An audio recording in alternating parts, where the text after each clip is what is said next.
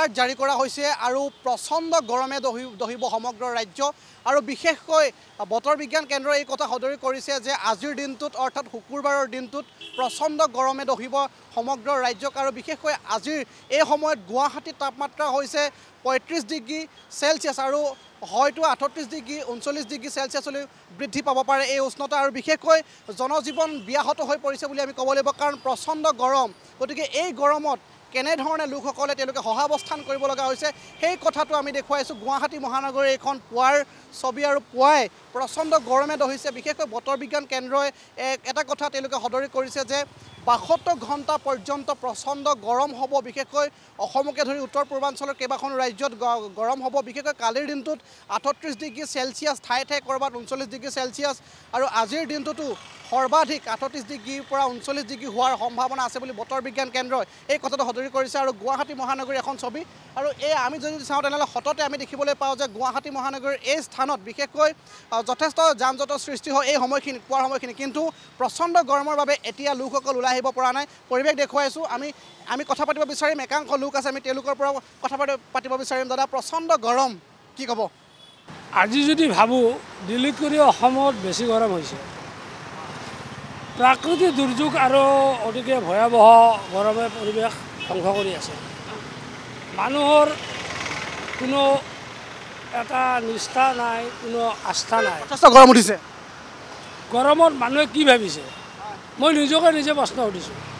আমি কথা পাতিব বিচাৰিম আন একাংশ আছে আমি কথা পাতিম কাৰণ এই গৰমৰ দিনত তেওঁলোকে যথেষ্ট ফলৰ ৰসৰ যিসমূহ লোক আছে আমি তেওঁলোকৰ পৰা কিছু কথা পাতিব বিচাৰিম দাদা প্ৰচণ্ড গৰম হৈছে প্ৰচণ্ড গৰম পৰিৱেশটো বিক্ৰী ভালে আমাৰ আপোনালোকৰ বিক্ৰী ভালে হৈছে মই গম পাইছোঁ কিন্তু গৰম যে হৈছে এই কথাটো কি ক'ব গৰম মানে আচলতে কি গৰমটো হ'বই আৰু দিল্লী কলকাতা চেন্নাই যেনেকুৱা গৰম গছ গছনি আমাৰ এইটো কাটিহে আছে গছ গছনি নহ'লে গৰম অনিবাৰ্য আমাৰ মানে আগতে আমি জানাত আজিৰ পৰা ১০-১২ বছৰ আগতে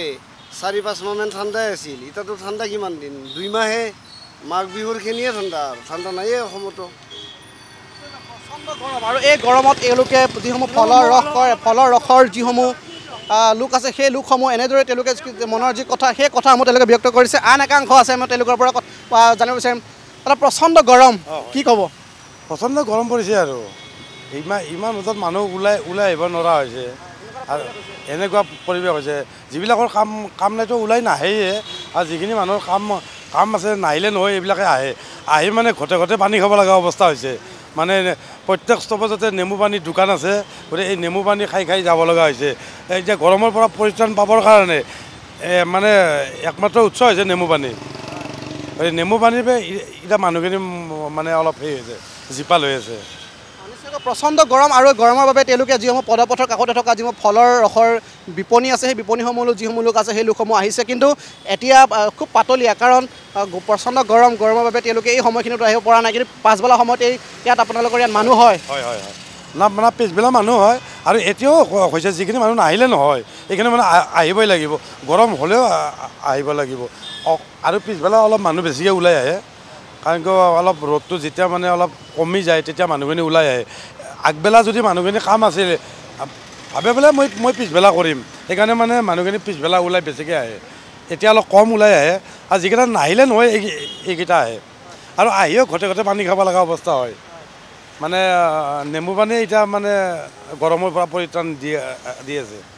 নিশ্চয় আৰু আমি এনেদৰে দেখুৱাইছোঁ যে প্ৰচণ্ড গৰম আৰু এই গৰমৰ পৰা পৰিত্ৰাণ পাবলৈ বিভিন্ন লোকে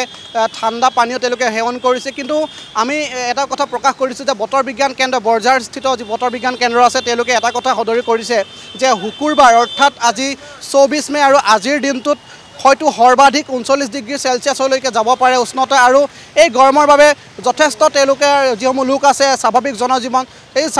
জনজীৱন কিন্তু ব্যাহত হৈ পৰা দেখিবলৈ পোৱা গৈছে তেওঁলোকে এই সময়খিনিত পুৱাৰ সময়খিনিত তেওঁলোকে অফিচ কাছাৰীলৈ ওলাই আহে বা তেওঁলোকে বিভিন্ন কামত ওলাই আহে গতিকে প্ৰচণ্ড গৰমৰ বাবে বিশেষকৈ ৭২ ঘণ্টা পৰ্যন্ত প্ৰচণ্ড গৰম হোৱাৰ সম্ভাৱনাৰ কথা কৈছে আৰু এই প্ৰচণ্ড গৰম কেৱল গুৱাহাটী মহানগৰীতে নহয় অসমৰ বিভিন্ন প্ৰান্তত যথেষ্ট গৰম হোৱাৰ সম্ভাৱনা আছে গতিকে এই গৰমৰ যি প্ৰকোপ সেই প্ৰকোপ সমান্তৰালভাৱে আমি গুৱাহাটী মহানগৰীতো দেখিবলৈ পাইছোঁ আৰু এই যি গৰমৰ প্ৰকোপ এনেদৰে সকলো আহিছে দাদা প্ৰচণ্ড গৰম হৈছে কি ক'ব এই গৰমটো বহুত হৈছে কি ক'ম তাতে আৰু ক'ৰ পৰা আহিছে আপুনি মই এতিয়া আঠগাঁৱৰ পৰা আহিছোঁ কামত ওলাই আহিছিলে কামত ওলাই আহিছোঁ আৰু এনেদৰে সকলোৱে কৈছে যে এই গৰমৰ পৰা সকলোৱে পৰিত্ৰাণ পাবৰ বাবে এনেদৰে তেওঁলোকে ঠাণ্ডা পানীও সেৱন কৰিছে আৰু ঠাণ্ডা পানীও সেৱন কৰি তেওঁলোকৰ গাটো শীতল কৰিব বিচাৰিছে কিন্তু এই প্ৰচণ্ড গৰমৰ পৰা কেনেদৰে তেওঁলোকে পৰিত্ৰাণ পায় সকলোৱে এনেদৰে আহি গণেশগুৰিৰ যি ফল মূল ৰসৰ দোকান আছে সেই ফল মূল ৰসৰ দোকানত এনেদৰে সকলোৱে আহিছে আৰু গৰমৰ পৰা পৰিত্ৰাণ পাবৰ বাবে তেওঁলোকে ঠাণ্ডা পানীও সেৱন কৰা দেখিবলৈ পোৱা গৈছে